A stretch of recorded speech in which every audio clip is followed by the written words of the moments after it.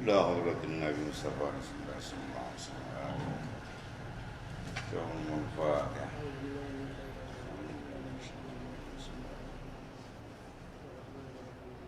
إياك نعبد وإياك نستعين. صراط الذين أنعمت عليهم.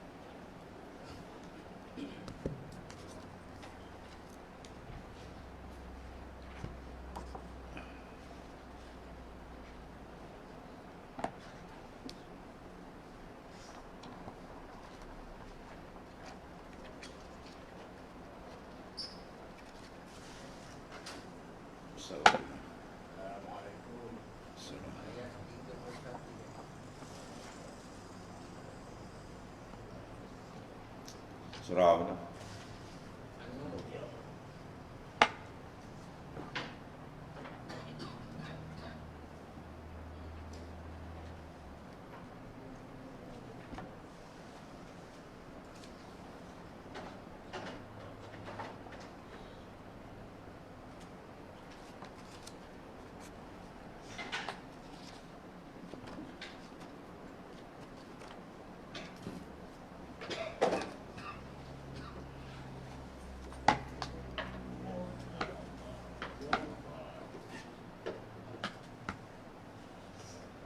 أعوذ بالله من الشيطان الرجيم. قل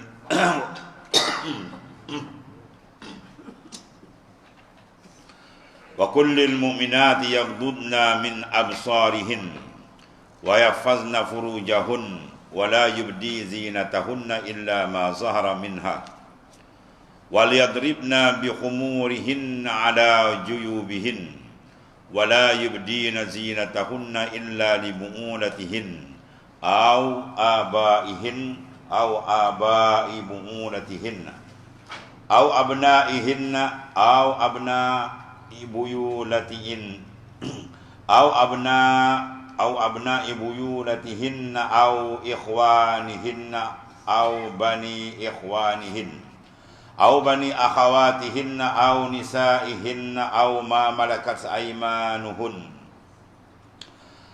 أو التابعين غير أولي الإربة من الرجال أو الطفل الذي لم يظهروا على عورات النساء ولا يضربن بأرجلهن ليعلم ما يخفين من زينتهن وتوبوا إلى الله جميعا أيها المؤمنون لعلكم تفلحون. Dan katakanlah kepada perempuan-perempuan yang beriman, waqul lil mu'minat, apa dia, supaya mereka menyekat pandangan mereka daripada memandang yang haram. Ya, jangan mereka memandang akan lelaki, aurat lelaki dan seumpama. Dan memelihara kehormatan mereka, dan janganlah mereka memperlihatkan perhiasan tubuh mereka kecuali yang zahir daripadanya. Dan hendaklah mereka menutup belahan leher bajunya dengan tudung kepala mereka, dan janganlah mereka memperlihatkan perhiasan tubuh mereka melainkan kepada suami mereka atau bapa mereka atau bapa mertua mereka atau anak-anak mereka atau anak-anak tiri mereka atau saudara-saudara mereka atau anak bagi saudara mereka yang lelaki atau anak bagi saudara-saudara mereka yang perempuan atau perempuan-perempuan Islam atau hamba-hamba mereka atau orang gaji dari orang lelaki yang telah tua dan tidak berkeinginan kepada perempuan atau kanak-kanak yang belum mengerti lagi tentang aurat perempuan, dan janganlah mereka menghentakkan kaki untuk diketahui orang akan apa yang tersembunyi dari perhiasan mereka. Dan bertaubatlah kamu sekalian kepada Allah, wahai orang-orang yang beriman, supaya kamu berjaya.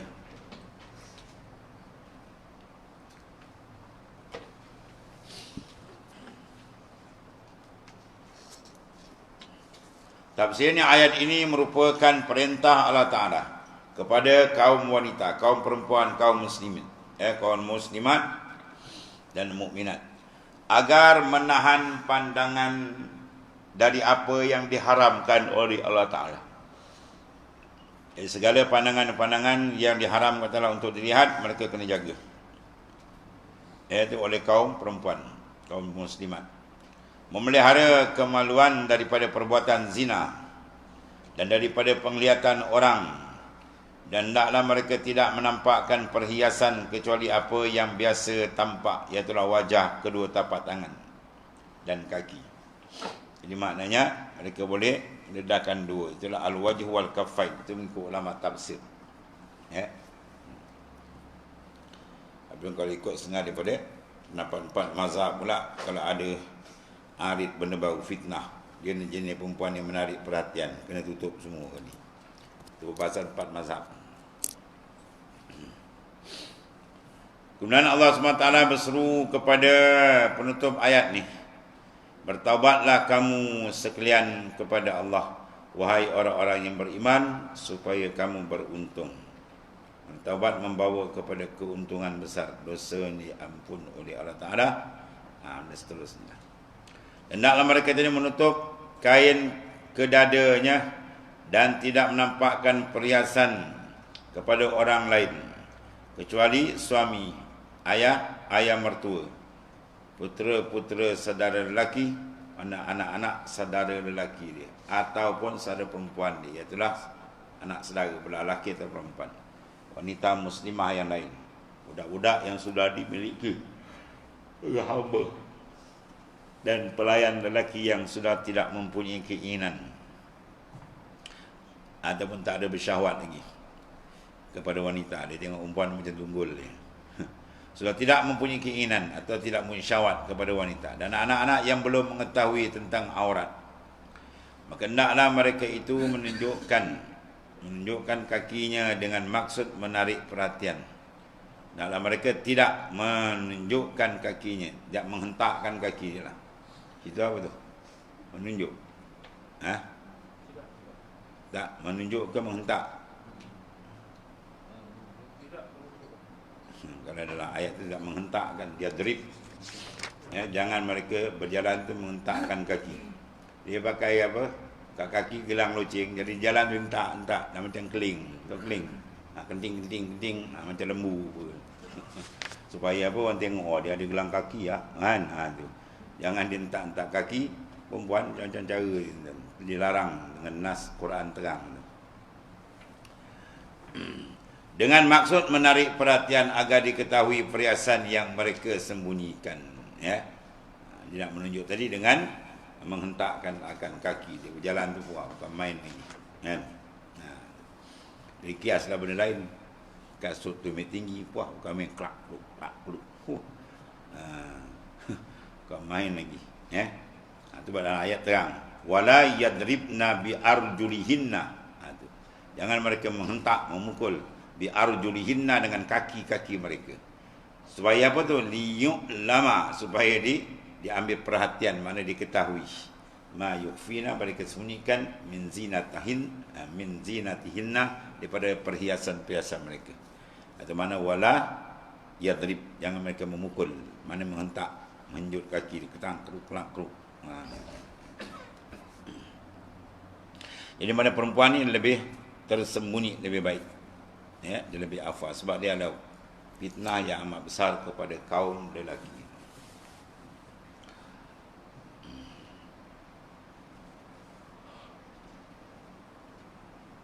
Kemudian Allah SWT berseru pada penutup ayat ni, bertaubatlah kepada kamu sekalian kepada Ta'ala. Bertaubatlah kamu sekalian kepada Ta'ala, wahai orang yang beriman, supaya kamu beruntung. Ini keberuntungan orang beriman ialah dia bersih daripada dosa dengan penyucian. yang dilakukan yang telah disyariatkan. Adapun Rasul itu memang Tuhan suci ke sendiri, Tuhan kawal dia, maksum. Adapun kita kena buat kerja. Apa kerja? Sental, istighfar, taubat. Itu.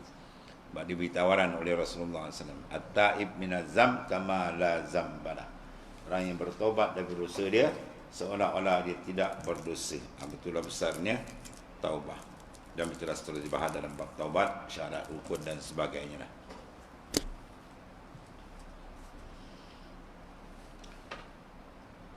Qala Allah Ta'ala wa ankihul ayama minkum was-salihin min ibadikum wa imaikum in yakunu fuqara ayughnihumullahu min fadlihi wallahu wasi'un alim wal yasta'fifil ladzina la yajiduna nikahan hatta yughniyahumullahu min fadlihi walladzina yabtaghuna alkitaba mimma malakat aymanukum fakatibuhum in alimtum fihim khaira wa atuhum mimma lillahi alladhi atakum wa la tukrihu fatayatikum 'alal bigha in aradna tahassunan litabtaghu 'aradal hayatid dunya wa man yukrihunna fa innallaha min ba'di ikrahihinna ghafurur rahim. Walaqad anzalna ilaikum ayatin mubayyinatin wa masalan minal ladzina khalau min qablikum wa mau'izatan lil muttaqin. Wa ankihu, dan nikahkanlah, kawinkanlah al ayama, orang-orang bujang, lelaki dan perempuan daripada kalangan kamu, dan orang-orang yang saleh dari hamba-hamba kamu, lelaki dan perempuan.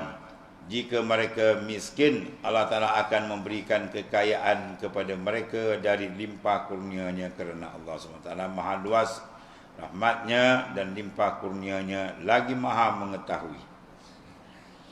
Dan orang-orang yang tidak mempunyai kemampuan berkahwin, hendaklah mereka menjaga kehormatan, sehingga Allah Ta'ala memberi kekayaan kepada mereka dari limpah kurnia-Nya. Dan hamba-hamba kamu, laki-laki atau perempuan, yang hendak membuat surat perjanjian untuk memerdekakan dirinya dengan jumlah bayaran yang tertentu, hendaklah kamu melaksanakan perjanjian itu dengan mereka jika mengetahui akan sifat-sifat baik pada diri mereka yang melayakkan berbuat demikian. Dan berilah kepada mereka dari harta Allah Ta'ala yang telah dikurniakan kepada kamu, dan janganlah kamu paksa hamba perempuan kamu melacurkan diri manakala mereka mahu menjaga kehormatan, kerana kamu berkendakkan kesenangan hidup di dunia. Dan siapa yang memaksa mereka, maka sesungguhnya Allah sudah paksa, sesudah paksaan yang dilakukan kepada mereka, maha mengampun lagi maha mengasihani. Dan sesungguhnya kami telah menurunkan kepada kamu ayat-ayat keterangan yang menjelaskan hukum-hukum suruh dan tegah, dan contoh teladan mengenai kisah-kisah dan berita orang yang telah lalu sebelum kamu, serta nasihat pengajaran bagi orang-orang yang mahu bertakwa. Tafsir ayat ini.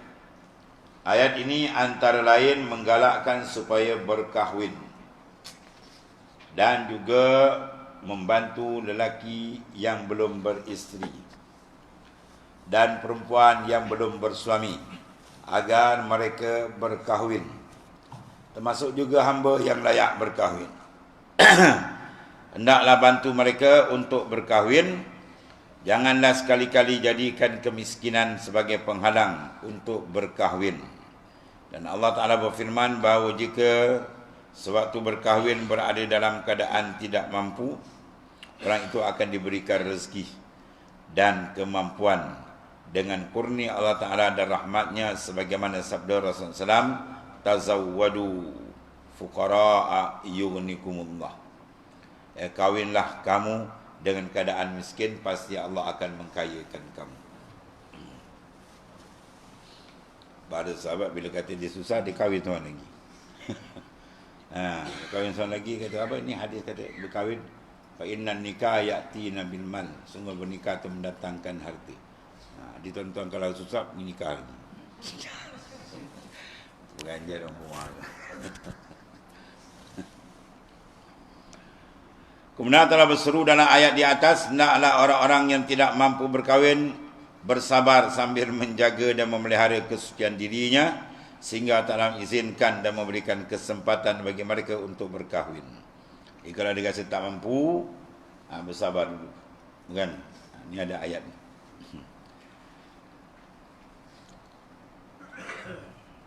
Ya Allah.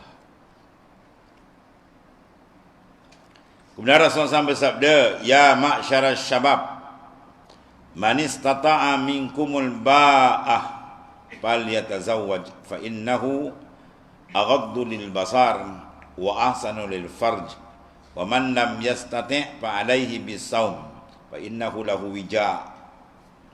Wahai para pemuda, kahwinlah siapa yang telah mampu berkahwin, kerana itu lebih menyelamatkan mata dan membentangi kemaluan. Barang siapa yang tidak mampu berkahwin, hendaklah ia berpuasa, kerana puasa adalah penenang baginya. Sebagai itulah pemelihara atau sebagai benteng. Itu maknanya suruh Nabi SAW. Maknanya kawan nafsu itu banyakkan dengan berpuasa. Dalam ayat yang lain Allah Ta'ala berseru kepada orang yang beriman, yang memiliki hamba agar memberi kesempatan kepada mereka melepaskan dirinya jika mereka menghendaki, sanggup membayar sejumlah wang tebusan yang ditentukan dalam sebuah perjanjian. Melepaskan hamba, membebaskan hamba setengah daripada amalan yang sangat digalakkan, yang besar pahala dalam Islam. Lepas free, kalau nak bayar, itu pun boleh juga. Ya. Jika menurut penglihatan malaikat bahawa budak ni itu ingin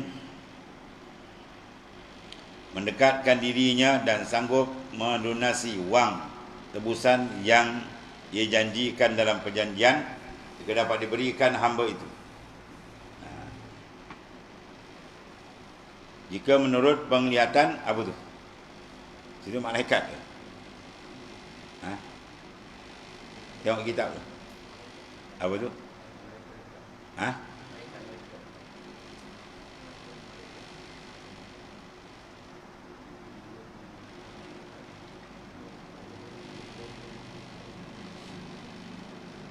Berkait dengan malaikat lah.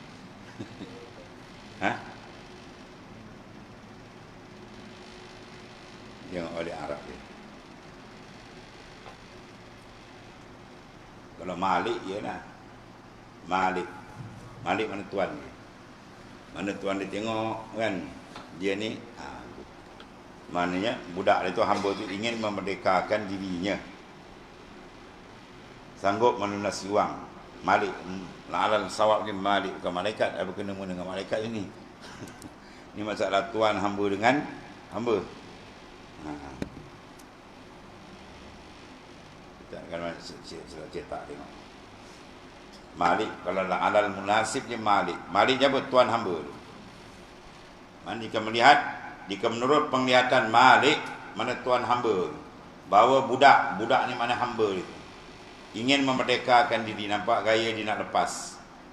Kemudian sanggup pula melunasi wang tebusan yang ia janjikan dalam perjanjian, jika dapat diberikan hamba itu sejumlah wang sumbangan sebagai maknanya bahagian daripada harta dan rezeki yang telah dikurniakan oleh Allah Ta'ala kepada majikan tadi.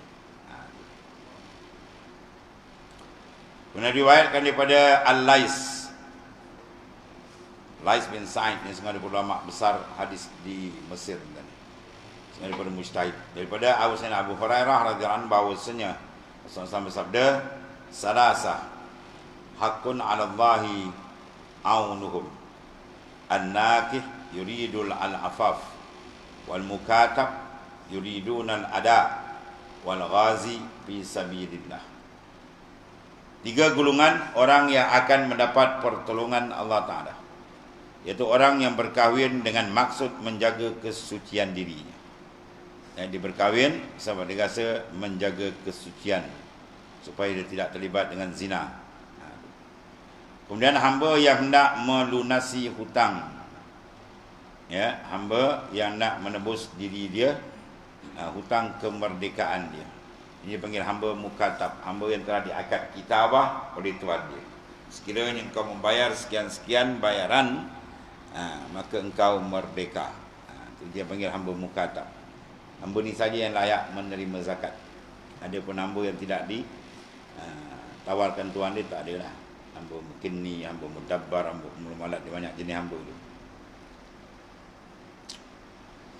Dan hamba naklah melunasi hutang tadi.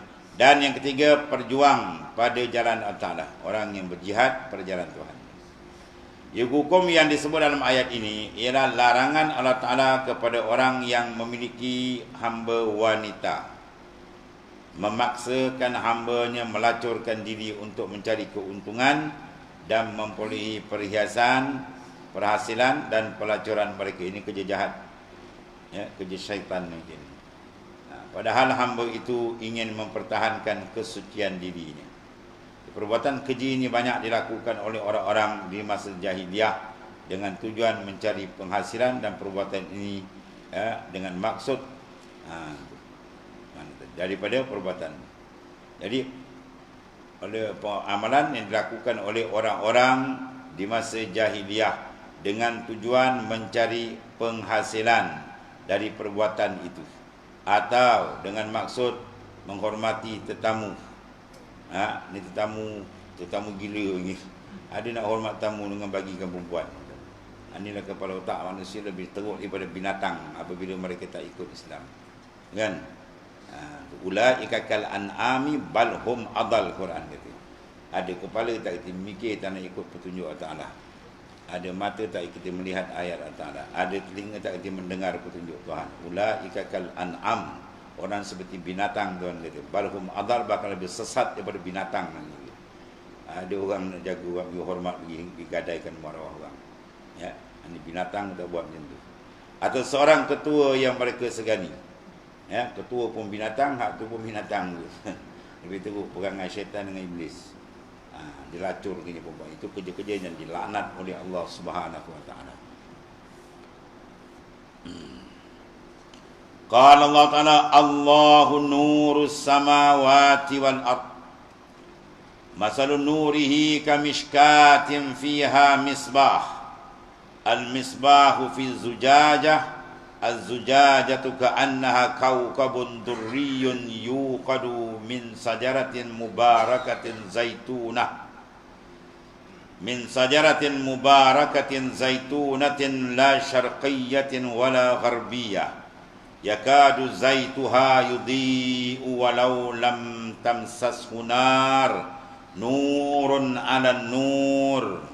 Yahdillahu linurihi man yasha'. Wa yadribullahu al-amsala lin-nas wallahu bikulli syai'in alim. Allah SWT yang menerangi langit dan bumi. Allah tu ialah nur yang menerangi. Apa makna nur? Bukan Tuhan tu cahaya, nampak kan? Nur dengan makna munawwir, mana yang menerangi, mana yang menjadikan. Tuhan yang menerangi sekalian alam bumi. Dia yang mencipta, yang menjadikan dia.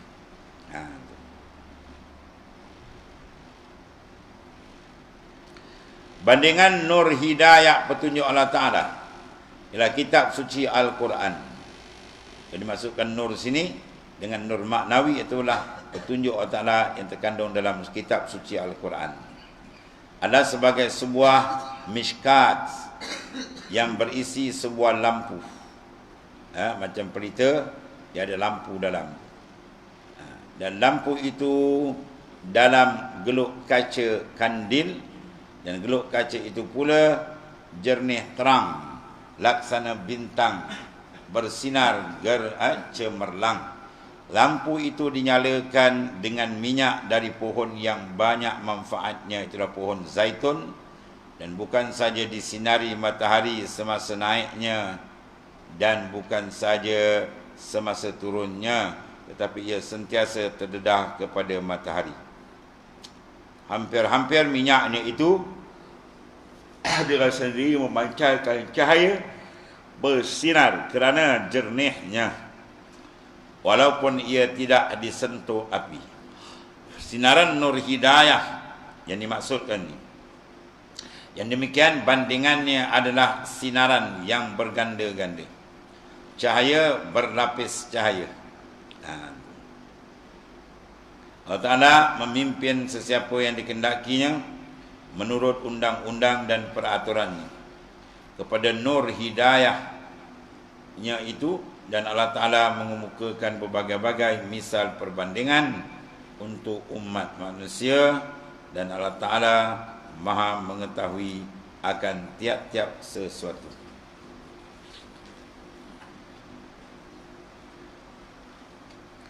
Tafsirnya, Allah SWT berfirman bahawa dia pemberi cahaya. Ya, itu makna nur. Nur makna cahaya, bukan makna cahaya macam cahaya kita pandang ni kan, bertempat berapa berupa. Itu bukan Tuhan serupa dengan makhluk, bukan. Allah Ta'ala mukhalafah. Pemberi cahaya kepada langit dan bumi. Perumpamaan cahaya seorang mukmin yang di dadanya penuh dengan iman dan takwa seperti sebuah lubang. Sebab cahaya iman seseorang mukmin yang asi, mukmin yang buat maksiat, tapi iman dia ada. Kalau dibukakan, nak saya padam cahaya matahari. Itu yang asi. Ya, dia mukmin, harga iman dia tu punya hebat tu kalau dibukakan matahari padam kan. Macam mana cahaya mukmin yang taat, ataupun dia naik peringkat orang yang wasil aulia, itu lagi lah kan. Terang memancar nur di situ. Cuma Tuhan tutup tak buka. Bagi ahli mukasyafah, setengah dia orang nampak nur itu memancar. Banyak nur, macam nur itu. Jadi perumpamaan cahaya seorang mukmin yang di dadanya tu penuh dengan iman dan takwa seperti sebuah lubang yang tidak tembus, yang berada di dinding rumah, yang biasanya digunakan untuk tempat lampu. Lubang yang tidak tembus itu ditempatkan pelita besar di dalam kaca. Dan kaca itu seolah-olah bintang yang bercahaya seperti mutiara yang dicahayakan dengan minyak daripada pohon zaitun, pohon yang berkat itu pohon zaitun yang tumbuh di puncak bukit dan mendapat sinaran matahari pada waktu terbit ataupun terbenam, sehingga pohon itu tetap subur menghasilkan minyak yang baik. Maka minyak pohon itu hampir-hampir memberi penerangan walaupun tidak disentuh api. Kejernihan cantik minyak zaitun ya. Sebab buah zaitun berkat disebut dalam Quran. Jadi cahaya di atas cahaya berlapis-lapis, seperti cahaya iman satu lapis dan Quran satu lapis yang berpadu di dada seorang mukmin tadi. Ya. Cahaya makrifat, cahaya futuhat, macam-macam dan terbukakan nurun ala nur, nur atas nur, ilmu pun nur, ibadat tu pun nur. Ya. Jadi nur bertambah, nur lagi terang, lagi terang. Nur iman, nur makrifat, nur Islam, ya semua nur. Afaman syaraha sadrahul Islam fahuwa ala nuri min rabbi. Firman Allah Ta'ala, tidak akan orang yang Tuhan dah bukakan dada dia pada Islam, dia berada dalam nur Tuhannya. Islam ialah nur, ibarat cahaya terang. Ada pun orang kafir dia panggil zulmah. Kekufuran tu zulmah, gelap. Sebab tu tak nampak apa. Dia kerja ke darah hari tu. Kerja dapat makan, itu kerja dia. Tuhan dia tak kenal. Tanggungjawab Tuhan lagi lah. Jauh.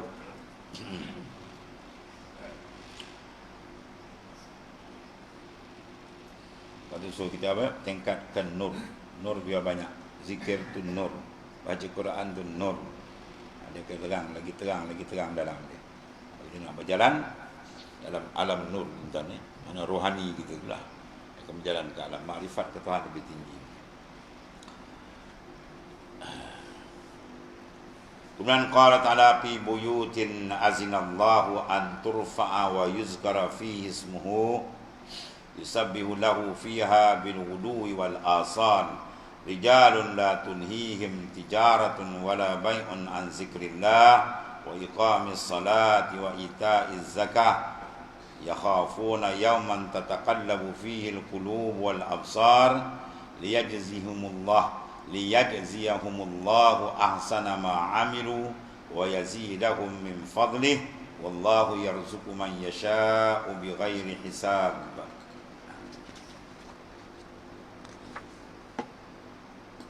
Nur hidayah petunjuk Allah Ta'ala itu bersinar dengan nyatanya, terutama sekali di rumah-rumah ibadat yang diperintahkan oleh Allah Ta'ala supaya dimuliakan. Ya, fi buyutin azinallahu an turfa'a wa yuzkara fiha ismuh. Atau rumah ibadat, mana masjid, surau, tempat ibadat. Diperintahkan oleh Allah supaya dimuliakan keadaannya dan disebut serta diperingatkan nama Allah padanya. Di situ juga dikerjakan ibadat mensuci dan memuji Allah Ta'ala pada waktu pagi dan petang. Kemudian ibadat itu dikerjakan oleh orang yang kuat imannya, yang tidak dilalaikan oleh perniagaan atau berjual beli dalam menyebut serta mengingati Allah Subhanahu Wa Taala dan mendirikan sembahyang serta memberi zakat. Mereka takut hari kiamat yang padanya berbalik-balik hati dan pemandangan. Ya, mereka takut satu hari yang mana tataqallabu fihi al-qulub wal absar. Ya, terbalik, terkejut, hari yang sangat mendebarkan, sangat menakutkan, besok mencemaskan manusia. Hari yang tak pernah lagi kita lalui, itu sangat dahsyat. Ini semua orang-orang beriman dia akan siap, ya, menyiapkan bekalannya. Allah, untuk suatu hari yang sangat menggerunkan manusia. Di tafsir ayat ini Allah Ta'ala berfirman menceritakan hamba-hambanya yang mendapat cahaya iman dan takwa. Iman, takwa itu semua cahaya, nur.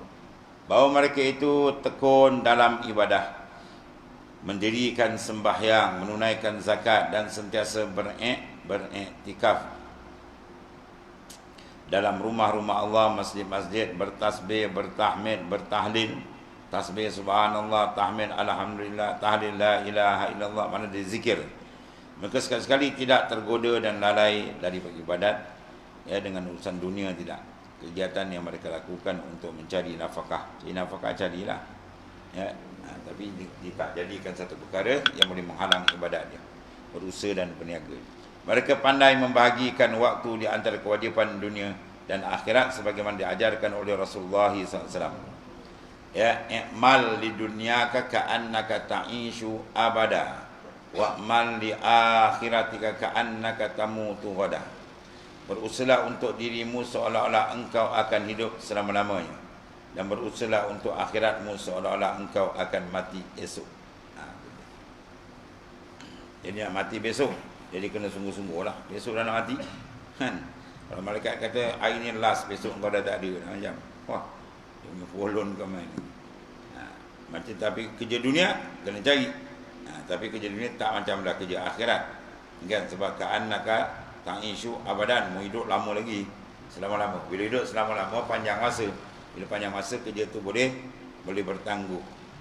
Tak adalah tumpuan sebagaimana nak mati besok. Itu maksudnya, ya.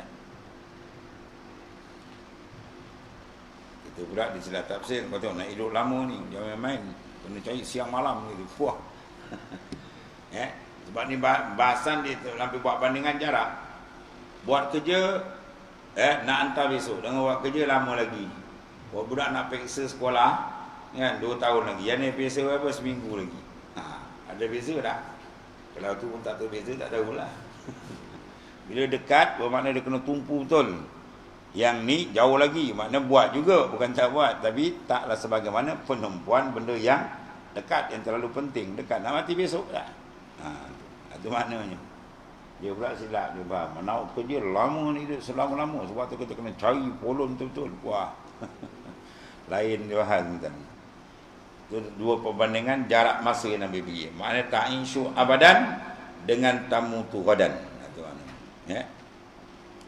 Menurut Qatadah, bahawa yang dimaksudkan dengan rumah-rumah dalam ayat ini ialah masjid-masjid yang diperintahkan oleh Allah Ta'ala untuk digunakan, dibangunkan, dipelihara, dimulia, dibersihkan, ya, percakapan-percakapan serta perbuatan yang tidak berguna. Maknanya tempat tu bersih lahir dan maknanya batin dia lah. Lahir suci dia, dalaman pengisian dia akan letakkan benda yang sepatutnya. Dan Ka'ab berkata tersirat di dalam kitab Taurat bahawa masjid-masjid itu adalah rumah-rumahku. Baitullah. Makna Baitullah rumah tempat ibadat akan Allah, bukan rumah tempat duduk. Kita rumah tempat duduk, Tuhan tidak bertempat macam kita. Dia tidak serupa dengan makhluk. Dia cara dia maha besar. Apa saja sifat yang dipakai oleh makhluk, maka maha suci Tuhan daripada demikian itu. Barang siapa berwuduk dengan menyempurnakan wuduknya, kemudian mengunjungiku di rumah-rumahku, ini masjid, pasti aku menghormati dan menjadikan kewajiban yang dikunjungi mengunjunginya. Maknanya kena akan berikan limpahan kurnia dia. Diriwayatkan oleh Imam Bukhari dan Muslim daripada Utsman bin Affan radhiyallahu anhu bahawa Rasulullah SAW bersabda, "Man bana masjidan yabtaghi bihi wajhallahi banallahu lahu mislahu fil jannah."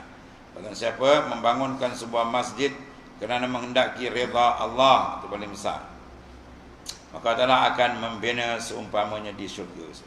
Ya, pembinaan balasan besar macam mana itu serah ke Tuhan lah. Dan diriwayatkan oleh Imam Ahmad daripada Anas bin Malik bahawa Rasulullah bersabda, "La taqumus sa'ah hatta yatabahan nasu fil masajid." Hari kiamat tidak akan berlaku.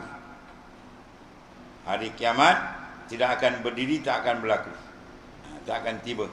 Hari kiamat tidak tiba sebelum orang-orang berlumba-lumba membangunkan masjid. Ya. Masjid berlumba nak bangun. Dah ada masjid, buat masjid lagi. Bobo ke masjid, buat lagi. Dia tu jaganya tidak. Ya. Masjid jadi macam pasar pun ada, tu ada hadiah-hadiah lain lah. Ya. Maknanya mereka tumbuhnya masjid tu macam cendawan. Oh, sana masjid sini, seronok dia buat masjid. Tapi pengisian masjid tidak diberi tumpuan. Ya.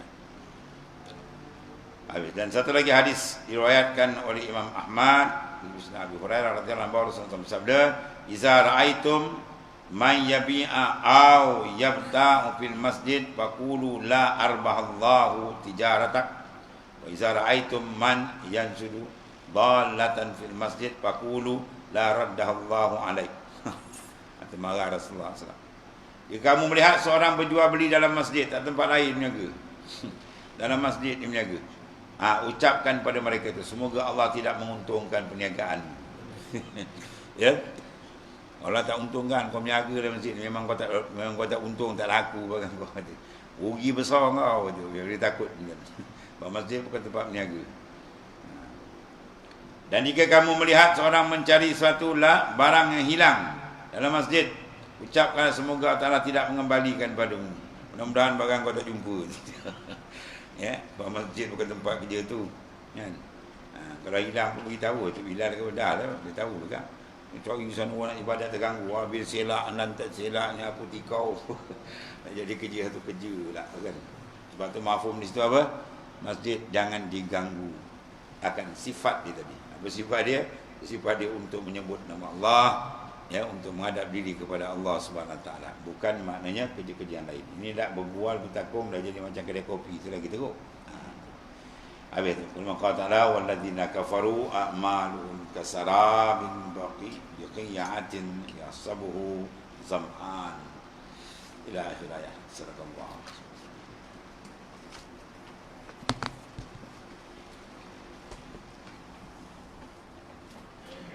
Bismillahirrahmanirrahim.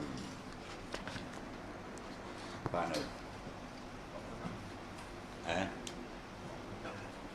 Waqala al-Imam an-Nawawi sallallahu alaihi wasallam. Ucapan ketiga mengikut satu amalan situ. Dianjurkan bagi murid apabila melihat sesuatu pada gurunya atau selain dari kalangan orang-orang yang dijadikan sebagai ikutan yang kelihatan menyalahi kebenaran untuk meminta penjelasan dan mencari bukti serta dalil. Apabila gurunya melakukan kerana lupa, maka dengan pertanyaan tersebut guru akan menjadi teringat. Apabila gurunya melakukan dengan sengaja dan tindakannya tersebut adalah benar, maka dia akan menjelaskan kepada murid. Ya, bila murid tanya, pada benda itu menyalahi pahaman murid, muridnya akan tak boleh pada benda itu betul. Jadi bila guru ceritakan, dapatlah ilmu bagi murid tadi. Ya. Sebab tu apa benda pun dia kena apa? Kena tanya dengan baik, dengan beradab. Ini tak tanya boleh tidak? Dia pergi buka orang. Tunggu ini. Padahal benda tu tak ada apa pun. Ya. Sebab terutama masalah fiqh dia banyak benda khilaf-khilaf. Mazhab tu kita kena faham. Ini siang dia dah buat fatwa dulu. Ibu sana, ibu sini. Padahal benda tu hukum tidak sebagaimana yang disangka. Kemudian kami meriwayatkan di dalam Sahih Bukhari dan Muslim daripada Usama bin Zaid radhiyallahu anhu.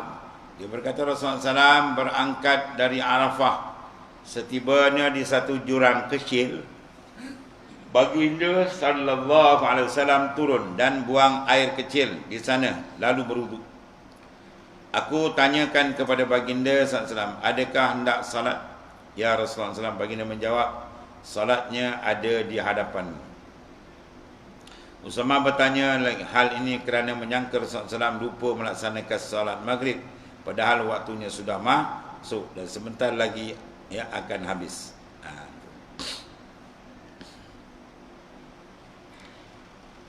Kemudian kami riwayatkan dalam Sahih Bukhari dan Muslim tentang perkataan Sa'ad bin Abi Waqqas, ya Rasulullah SAW, apakah ada engkau dengan si Fulan?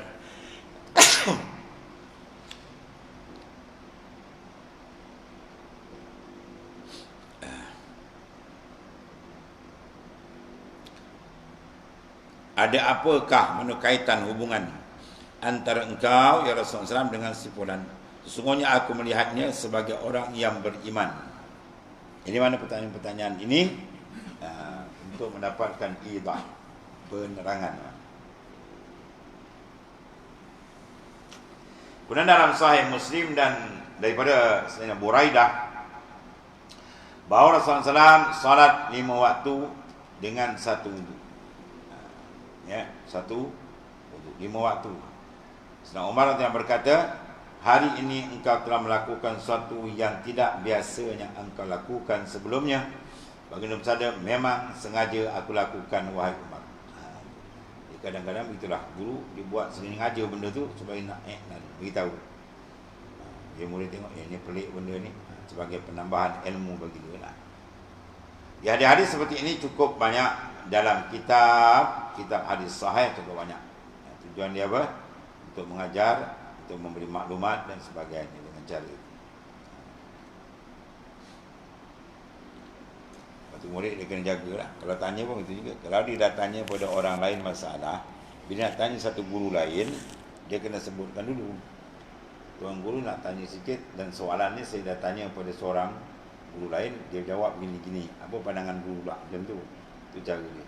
Bukan dia tanya guru dulu, tok guru gini. Itu guru jawab, saya tanya orang lain ni. Tu anak murid apa bahlul ni.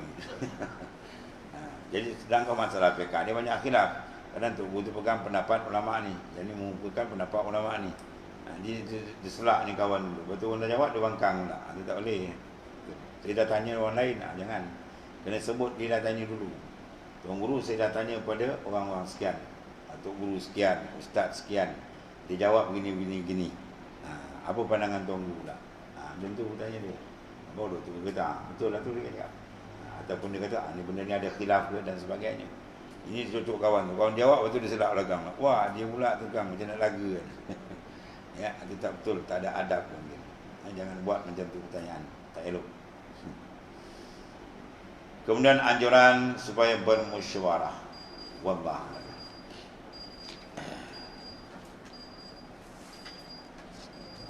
Bismillahirrahmanirrahim. Inna khairakum Subhanallah.